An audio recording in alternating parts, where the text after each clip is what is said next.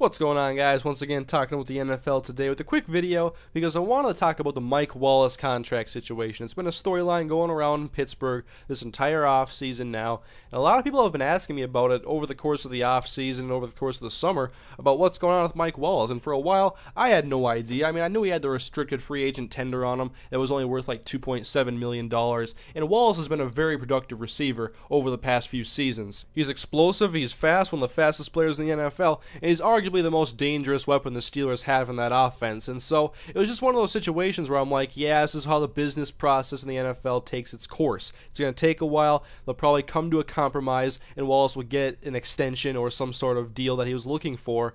But that has not happened yet, and now there are doubts about whether or not it is even going to happen. Will Mike Wallace even play in a Pittsburgh Steelers uniform again? He has yet to sign the restricted free agent tender for $2.7 million. Yes, he is worth more than $2.7 million, but how much exactly is Mike Wallace worth? Now, I've been reading this offseason that he wanted Larry Fitzgerald money, and that to me is a little insane because Mike Wallace, I would not consider him to be an elite receiver. Then I read that he wanted Vincent Jackson money, which was a little bit more realistic, but that's still $11 million a year. And I think with Mike Wallace, I think his target value would be between $8 and $10 million a year. And I don't know how much Mike Wallace actually wants, but I don't expect the Steelers to ink him to a long-term contract, especially after the move they made just the other day in extending Antonio Brown's contract, 5 years, $42.5 million.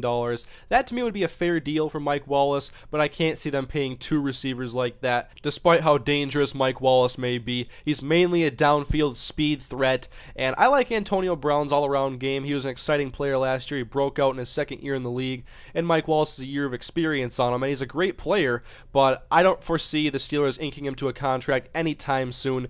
Basically, the Steelers are in control right now. Wallace can either sign the $2.7 million, which is much lower than he's worth, but it's the tender that was offered to him, and if he does sign it, he can be an unrestricted free agent next year, and then he could get a big payday next offseason, or he could just not play at all and try to hold out and try to negotiate with the Steelers and try to get a long-term contract, but I don't think that strategy is going to work. And so do you guys think Pittsburgh should pay Mike Wallace the money he wants? Outside of Antonio Brown, there's a lot of uncertainty with that wide receiver core, and so we'll see how this all unfolds throughout training camp and see if Wallace decides to sign the tender or what happens with this whole situation. Looking forward to see how it goes because Wallace is a dangerous player, and I just want to see where he ends up playing. And so anyways, guys, thank you for watching the video. Please leave your feedback, leave a like on the video if you enjoyed it, and I'll see you guys next time with some more NFL talk as we lead towards the 2012 NFL season.